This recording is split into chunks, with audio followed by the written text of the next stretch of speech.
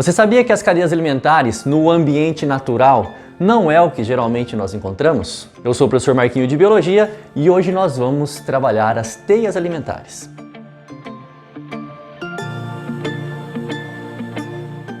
É bem por aí, pessoal. As cadeias alimentares, elas são apenas um esquema, uma representação linear de partes daquilo que existe no ecossistema. No ambiente natural, nós não encontramos somente aquela situação capim, boi, homem, ou capim, pardal, gato, cobra. Os seres vivos, eles não têm uma alimentação tão restrita quanto a gente imagina. No ambiente natural, os seres vivos se alimentam daquilo que dá. Não tem dessa de ficar escolhendo o que vai ser alimento. E por falar nisso, escolher o que vai ser alimento, uma dica muito importante. Geralmente a galera erra quando fala de aquele animal comeu aquele outro animal. A galera precisa pensar sempre no conceito básico de fluxo de matéria e energia. Por isso que eu deixei para vocês aqui o conceito de teia alimentar, que é o nosso tema de hoje. Nada mais é do que o conjunto de cadeias e nós vamos trabalhar em cima desse exemplo. E aquele conceito que nós destacamos na aula de cadeias alimentares, na primeira aula de ecologia. Quando eu falo para vocês que essa transferência de matéria e energia ocorre de um nível trófico para outro nível trófico.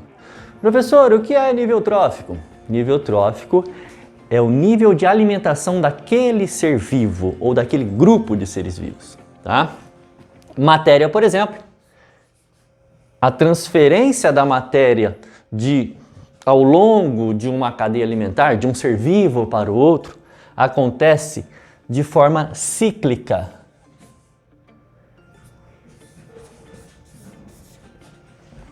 E a energia acontece de forma unidirecional. O que eu quero dizer aqui? Que a matéria ora está nos produtores, ora está nos consumidores primários, secundários. Quando chega nos decompositores, essa matéria volta para o solo e recomeça o seu ciclo. Já visto os elementos químicos que a gente conhece, né? Tipo carbono, nitrogênio, oxigênio ou hidrogênio. E a energia ela vai sendo dissipada, ela vai sendo perdida conforme vai passando pelos níveis tróficos. O exemplo que nós temos aqui é o exemplo de alguns animais brasileiros no ambiente, no ecossistema brasileiro. Só que você vai perceber que eu tenho variedades de seres vivos que podem ocupar inclusive o mesmo nível trófico. Uma teia alimentar nada mais é do que um conjunto de cadeias, então eu tenho que prestar atenção e no primeiro momento que eu encontrar isso, eu já preciso ir demarcando quem é quem. Por exemplo, capim, planta, autótrofo, ou seja, é o produtor. Então eu venho aqui embaixo e coloco produtor, para não me esquecer que esse é o produtor de toda essa teia. Isso é muito importante o aluno fazer, identificar primeiro o produtor. Segundo, vamos tomar um caminho. Percebe que eu coloquei um caminho tracejado aqui, ó? Esse caminho vai ser a nossa primeira cadeia a ser analisada. O gafanhoto, por exemplo, é o consumidor primário porque ele recebe energia e matéria do produtor. Já o pardal é o consumidor secundário porque ele recebe matéria e energia desse consumidor primário. Coloquem os níveis tróficos, ó. Do pardal, matéria e energia vai para a cobra, então ela passa a ser consumidor de terceira ordem, e da cobra vai para o gavião, consumidor de quarta ordem. Percebam aqui que eu tenho uma sequência de 1, 2, 3, 4, 5 níveis tróficos, onde o primeiro é formado por um produtor e os outros níveis tróficos são formados por consumidores. 5 níveis tróficos, 5 seres vivos, um produtor, 4 consumidores. Encontrando uma cadeia alimentar, e a cadeia alimentar mais longa que nós temos aqui nessa teia, nós vamos para outras cadeias alimentares que podem ser encontradas aqui. Por exemplo, o coelho aqui, ó, ele é consumidor primário também. Então eu vou colocar C1 para ele. Do coelho, a cobra, que antes era consumidor terciário quando se alimentava do pardal, passa a ser consumidor secundário. Percebam que a cobra ocupa 2 níveis tróficos nesse ecossistema?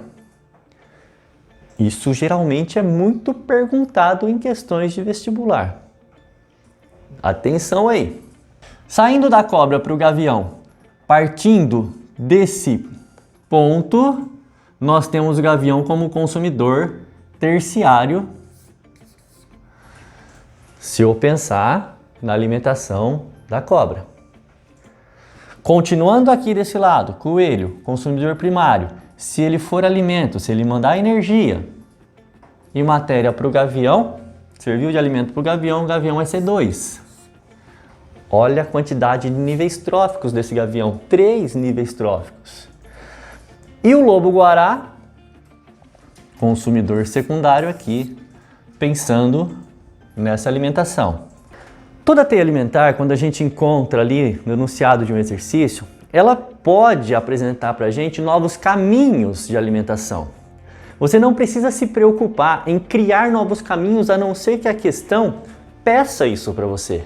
Não inventa moda se o exercício não pedir.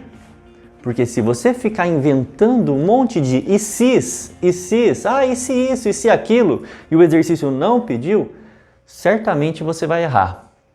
É mais importante você fazer o simples, o que está ali na sua frente, porque geralmente quando uma questão coloca um esquema para você, ela quer que você explore aquele esquema. Então a dica aqui é, encontrou a teia alimentar? Coloque os níveis tróficos possíveis. Presta bastante atenção no enunciado, interprete bem e com calma vá pensando nessa transferência de matéria e energia. Sempre vai dar certo se você colocar os níveis tróficos no lugar correto. Ah, professor, mas tem como eu colocar ali uma baleia azul? Não pense em absurdo. Isso só vai te atrapalhar. Foca naquilo que o exercício traz. Se ele pedir um contexto externo, você vai ter que pensar, primeiro, estou falando de uma teia alimentar aquática ou terrestre?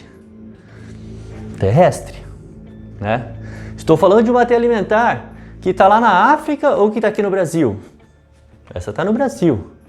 Então você tem que ser coerente com aquilo que o exercício te traz. Muitas vezes eu encontro alunos pensando em fazer a seguinte sequência dentro de uma teia alimentar: capim, boi, homem, tubarão. Percebe? Nenhum tubarão sai de manhã pensando assim: eu vou dar uma nadadinha aí para ver se eu encontro algum homem para me alimentar. Não existe isso, tá?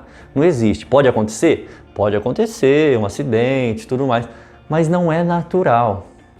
Todas as questões de ecologia você tem que tendenciar para a natureza, para o que é natural. Não inventa que não vai dar certo, tá?